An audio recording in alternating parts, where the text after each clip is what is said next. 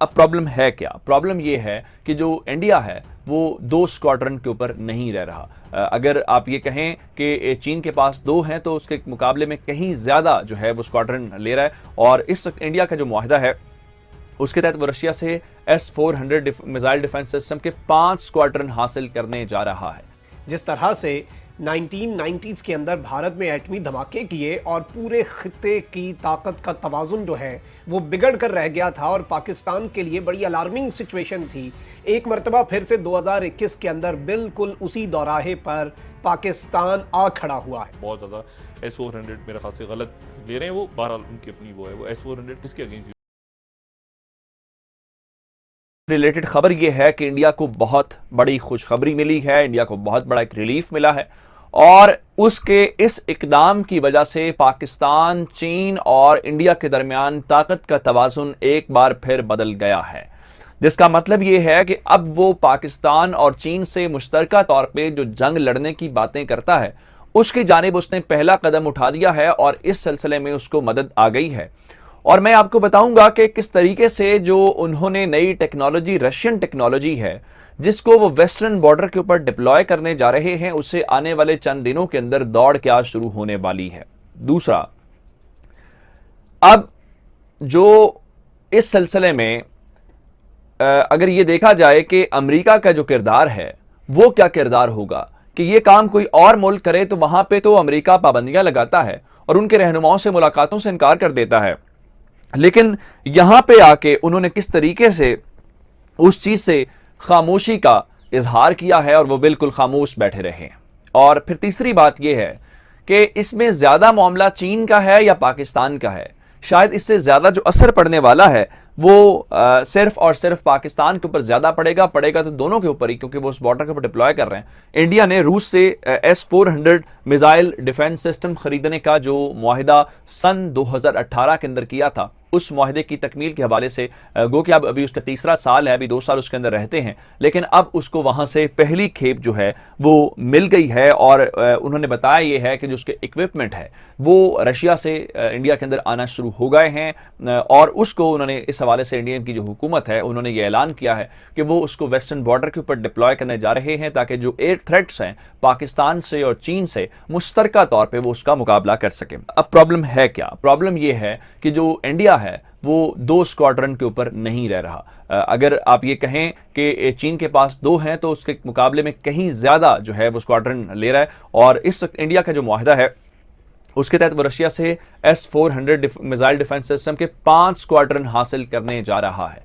2 उनके पास हैं तो 3 इजाफे होंगे। अगर 2 की बजाय 4 करें और एक पाकिस्तान के बॉर्डर के ऊपर करें तो इसका मतलब ये हुआ कि 5 उनको उसके लिए इजाफी हैं। अब ये जो S-400 मिसाइल डिफेंस सिस्टम है ये उनके काम के आने वाला है जनाब। ये एयरक्राफ्ट और जो क्रूज मिसाइल हैं जो आपका दुश्मन, आपका मुखालिफ आपके ऊपर इस्तेमाल कर सकता है, आप उसको तकरीबन 400 किलोमीटर दूर से ही उसका काम तमाम कर सकते हैं।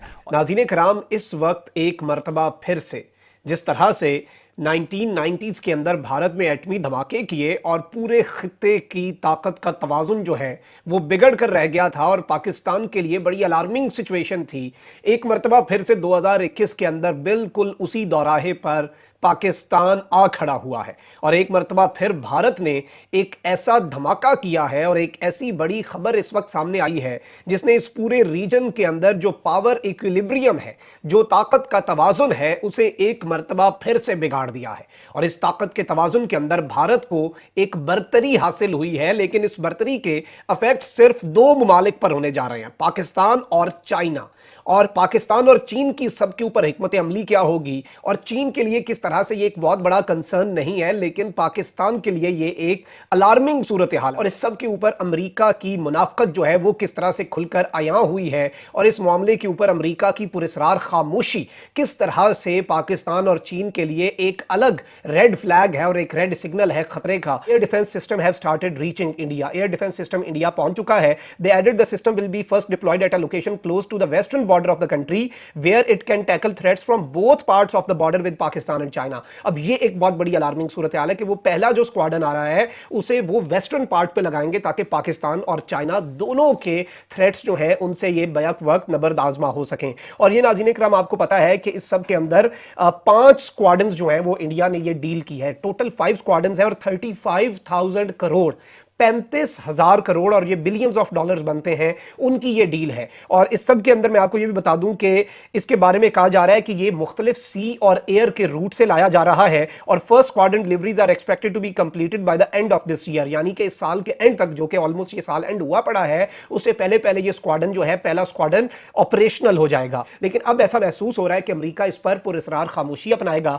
तुर्की को इसकी सजा देने वाला, दीगर ममालिक के ऊपर बदमाशी और चौधराहट लगाने वाला अमेरिका जो है, वो इस पूरे के पूरे मामले के अंदर इंडिया के मामले में इसलिए खामोश होगा क्योंकि वो पाकिस्तान और चाइना बिलखुसूस, जिसे जो बाइडेन अपना सबसे बड़ा दुश्मन समझता है, उसके लिए एक बहुत बड़ा थ्रेट होगा। तो इस पूरे के पूरे सिनेरियो के अंदर नाज़रीन कराम, ये सूरत हाल एक बड़ा ही अजीब सा रुख इख्तियार करने जा रही है और इस सब के अंदर पाकिस्तान के लिए ये बड़ी अलार्मिंग सिचुएशन है और इसके ऊपर अमेरिका ने बड़ी पाबंदियां भी लगाई और इंडिया और रशिया ने मकामी करेंसीज के अंदर इसकी सारी डील्स जो है वो करने का फैसला किया ताकि अमेरिका सैंक्शंस ना लगा सके। इसे डॉलर के अंदर डील भी नहीं किया और इस सब के अंदर अब पाकिस्तान, चाइना के लिए ये इतना बड़ा कंसर्न नहीं होगा, but for Pakistan it is definitely going to be a big concern. और पाकिस्तान के ऑलरेडी ताल्लुकात आपको पता है कि रूस के साथ अब बेहतर हो चुके हैं और रशिया के लिए तो ये सिंपल बिजनेस डील है। रशिया टर्की को दे रहा है, रशिया ने चाइना को भी दिया, इंडिया को भी दिया, दोनों ने इधर इधर लगा दिया। रशिया तो कारोबार कर रहा है। अब पाकिस्तान को इस सब के अंदर एक बहुत बड़ा प्रिंसिपल स्टांस भी लेना पड़ेगा और पाकिस्तान के लिए भी अब एक ताकत का तवाजुन जो है वो एक मरतबा फिर से कायम करने का एक बहुत अहम और इंपॉर्टेंट मरहला आ चुका है। जिस तरह से एटम बम जब बना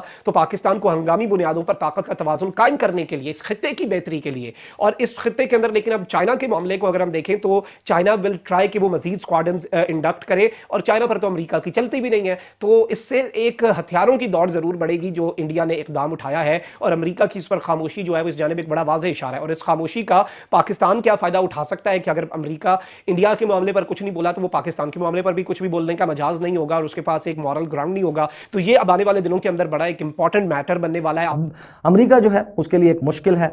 मुश्किल यह है कि इंडिया वो मुल्क है जिसको इस पूरे रीजन में पैम्पर किया जा रहा है। इसी वजह से 28 अक्टूबर को इस मिसाइल डिफेंस सिस्टम की डिलीवरी स्टार्ट होने से चंद रोज पहले 28 अक्टूबर को 3 जो यूएस लेजिस्लेटर्स हैं उन्होंने एक कानून में अमेंडमेंट जो है वो पुट फोर्थ की, उन्होंने ले डाउन की।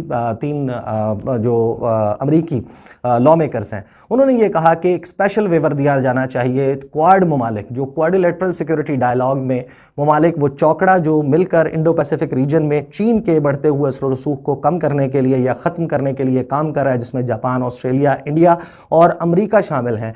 ये वो ममालिक हैं जिनको वेवर मिलना चाहिए, इस्तिस्ना हासिल होना चाहिए काटसा की सैंक्शन से कि किसी भी किस्म की पाबंदी इन ममालिक पर ना लगाई जा सके, क्योंकि ये अगर अपनी डिफेंस नीड्स के लिए इवन अगर रूस से भी कोई सामान, साजो सामान, दिफाई साजो सामान खरीदते हैं तो अल्टीमेटली वो अमेरिका के एक हरीफ, अमेरिका के एक दुश्मन चीन के खिलाफ इस्तेमाल होगा। लिहाजा क्वाड कंट्रीज को इससे पीछे रखा जाए। 400 मिसाइल के बारे में रशियंस का कहना ये है कि उसकी सप्लाई हमने इंडिया को शुरू कर दी। इंडिया कह रहा है हमें भी सप्लाई शुरू हो गई, लेकिन सवाल ये कि वो सप्लाई के बाद सैंक्शंस होती हैं, क्या होती हैं, किन के अगेंस्ट यूज होता है। वो चाइना के अगेंस्ट नहीं यूज कर पाएंगे तो फिर किसके अगेंस्ट करेंगे, ये एक सवाल है खड़ा हो रहा है। बहुत ज्यादा S-400 मेरे ख्याल से गलत ले रहे हैं वो, बहरहाल उनकी अपनी वो है। वो S-400 किसके अगेंस्ट यूज करेंगे, क्या वो LAC पे लगा देंगे S-400 या S-500? तो बहरहाल ये, लेकिन मैं आपको सिर्फ एक बात ही बताऊं कि ये इंटरनेशनल ऑर्डर, चूंकि ये इंटरनेशनल ऑर्डर का